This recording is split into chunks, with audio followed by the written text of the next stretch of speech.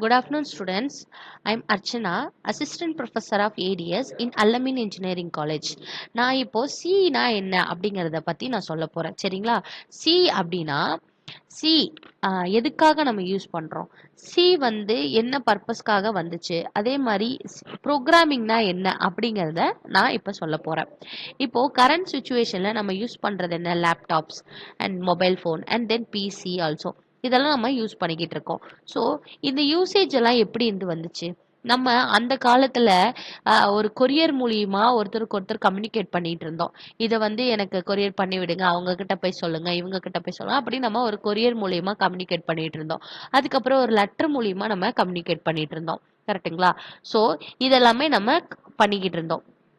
இப்போ இந்த கரண்ட் ஜென்ரேஷன்ல என்ன பண்றாங்க அப்படின்னா, டென்னிஸ் ரிச்சி அப்படிங்கிறவரு 1972ல டென்னிஸ் ரிச்சி அவர் வந்து 1972ல பெல் லெபார்டரிஸ்ல யுனிக்ஸ் அப்படிங்கிற ஒரு சாஃப்ட்வேரை பில்ட் பண்றதுக்காக ஒரு அந்த பெல் லெபார்டரிஸ்ல வேலை பார்க்கறாரு. சரிங்களா? இப்போ அவர் தான் வந்து சி ப்ரோக்ராம கண்டுபிடிச்சாரு. சரி, இது ஒரு பக்கம் இருக்கட்டும்.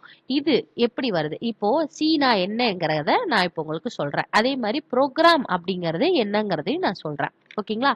இப்போ நான் என்ன பண்றேன் அப்படின்னா, நான் ஒரு மளிகை கடை வச்சிருக்கேன். சரிங்களா?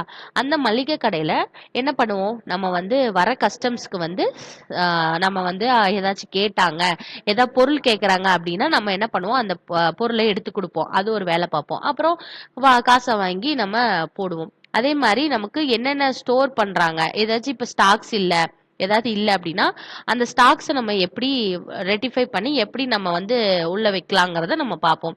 அதே மாதிரி நமக்கு ஏதாவது பில் போட்டு கொடுப்போம். இது மாதிரி நாளப்போக்கில் போயிட்டு இருக்கு. இது ஒரு பக்கம் போயிட்டு இருக்கவும் இன்னொரு சைடு என்ன பண்றாங்க அப்படின்னா, நான் வந்து அந்த வேலையை நான் பார்த்துட்டு இருக்கிறேன். எனக்கு அது நாளப்போக்கில் எனக்கு அது போர் அடிச்சு போகுது. அப்போ நான் ஒன்று செய்கிறேன். என்ன? ஒருத்தனை நான் வேலைக்கு வைக்கிறேன். ஓகேங்களா? அவன்கிட்ட நான் என்னெல்லாம் செஞ்சனோ அதெல்லாம் என்ன பண்ண போறேன்? அவங்கிட்ட நான் சொல்ல போறேன். கரெக்டுங்களா? நான் இப்போ வந்து அவனை வேலைக்கு வச்சிருக்கேன் இல்லையா? அந்த பையன்கிட்ட நான் என்ன செய்ய போறேன்? நீ வந்து இதெல்லாம் செய்ப்பா, நான் என்னெல்லாம் வேலை செஞ்சனோ அதெல்லாம் நீ செய்ப்பா. அப்போ ஹியூமன் ஆகிய நம்ம வந்து ஓரளவுக்கு என்ன ஆயிடுவோம்? லேசினஸாக ஆயிடுறோம். ஸோ அதுக்கப்புறம் நம்ம என்ன செய்யறோம்னா, அந்த பையனுக்கு நம்ம வேலை வச்சிருக்கோம் இல்லையா? அந்த பையனை நம்ம வேலைக்கு வச்சிருக்கோம். அந்த பையன்கிட்ட நம்ம என்னெல்லாம் வேலை செஞ்சோமோ அதெல்லாம் நான் அவங்கிட்ட நான் சொல்லி செய்ய சொல்ல போறேன். சரிங்களா? இது ஒரு பக்கம். தென் என்ன அப்படின்னா, இப்போ வந்து எனக்கு வந்து ஒரு நம்ம மனுஷனாகிய நம்மலாம் என்ன பண்ணுவோம்னா, ஒரு பெரிய ஒரு 25-30 பில் வந்து நமக்கு ஒரு ஸ்டாக் போட்டு நமக்கு ஒரு பெரிய பில்லா நமக்கு கொடுக்குறாங்க. அப்படிங்கும் போது அது என்ன செய்வோம்? நம்ம தேடி தேடி அலைஞ்சு அலைஞ்சு எடுப்போம். ஸோ அது ஒரு பக்கம் டயர்ட் ஆயிடும். இன்னொரு சைடு என்ன பண்ணுவோம்? ஸ்டாக்ஸ் எல்லாம் இல்லை அப்படிங்கிறதையும் நம்ம நோட் பண்ணி வச்சு நம்ம மண்டைக்குள்ள வச்சுக்கணும். ஸோ அதுவும் நமக்கு பண்றது ஒரு ரிஸ்கான ஒரு வேலை. ஏன்னா அதெல்லாம் நமக்கு டயர்ட் ஆயிடுவோம். நம்மலாம் வந்து இவ்வளோ வேலை செய்யறோம், இவ்வளோ இது பண்றோம் அப்படிங்கிறது டயர்ட் ஆயிடுவோம். கரெக்டுங்களா?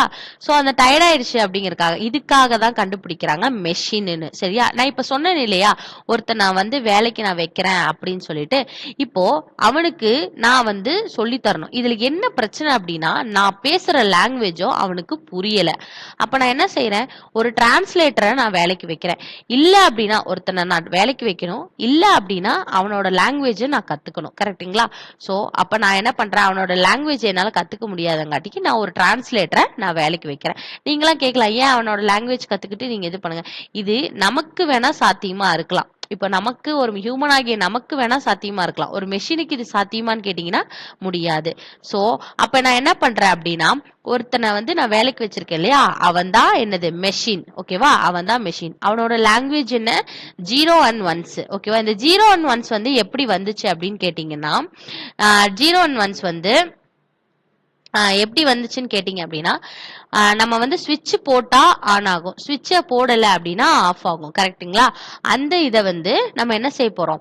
அதை வந்து கண்டுபிடிக்கிறாங்க. அப்போ மெஷினுக்கோட லாங்குவேஜ் என்ன? 0 and 1s. மெஷினுக்குள்ள இருக்கிற ஒரு சிக்னல்ஸ் வந்து என்ன அப்படின்னு கேட்டீங்கன்னா, அது எலக்ட்ரிக்கல் சிக்னல்ஸ்னு சொல்லுவாங்க. சரியா? இப்போ நான் சொன்னேன் இல்லையா அந்த மளிகை கடை கதை, அதுல என்ன அப்படின்னா, அந்த டிரான்ஸ்லேட்டருக்கு நான் சொல்லுவேன், அந்த டிரான்ஸ்லேட்டர் என்ன பண்ணுவான்? அவனுக்கு கன்வே பண்ணி அந்த வேலை செய்யறவனுக்கு புரிய வைப்பான். அந்த டிரான்ஸ்லேட்டரோட பேர் என்னன்னு கேட்டீங்கன்னா பைனரி லாங்குவேஜ். ஓகேவா? அப்போ இந்த பக்கம் இந்த வேலை செய்யறவன் பேர் என்ன? மெஷின். அவனோட லாங்குவேஜ் என்ன? 0 and 1s. அப்ப ஹியூமன் ஆகிய நம்ம ஒரு டிரான்ஸ்லேட்டர் வேலைக்கு வச்சு, தட் இஸ் பைனரி லாங்குவேஜ், அவன் என்ன பண்றான்? கன்வே பண்ணி மெஷினுக்கு எப்படி புரியுமோ அவனோட லாங்குவேஜ்ல அதை சொல்றான். ஓகேவா? தென் இது ஒரு பக்கத்துல இப்படி போயிட்டு இருந்தது. அதுக்கப்புறம் என்ன பண்றாங்க? அசம்பிளி லாங்குவேஜ் அப்படிங்கறத கண்டுபிடிக்கிறாங்க. நம்ம இப்படியே இருக்கல, அடுத்து என்ன க்ரோன்னு ஆயிட்டே இருக்கிறோம் இல்லையா? சோ அதுக்கேத்த மாதிரி அசம்பிளி லாங்குவேஜ் அப்படிங்கறத கண்டுபிடிக்கிறாங்க. சோ இந்த அசம்பிளி லாங்குவேஜ் என்ன பண்ணுது அப்படின்னா, நம்மளோட நம்மளோட லாங்குவேஜ் என்ன செய்யும் அப்படின்னா, அதை கண்டுபிடிச்சு நான் ஐயோ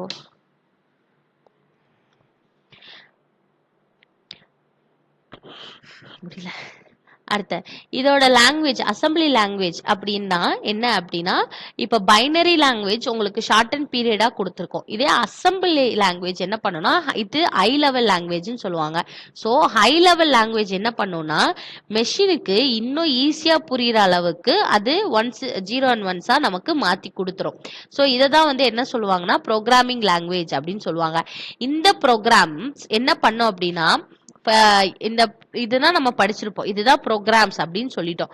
இந்த அட்வான்ஸ்டு லாங்குவேஜ்ல இந்த காலகட்டத்தில் அட்வான்ஸ்டா லாங்குவேஜ் பண்ணது high level language is assembly. Then இதுக்கப்புறம் வர்றது 410 அப்படின்னு ஒரு லாங்குவேஜ் வருது.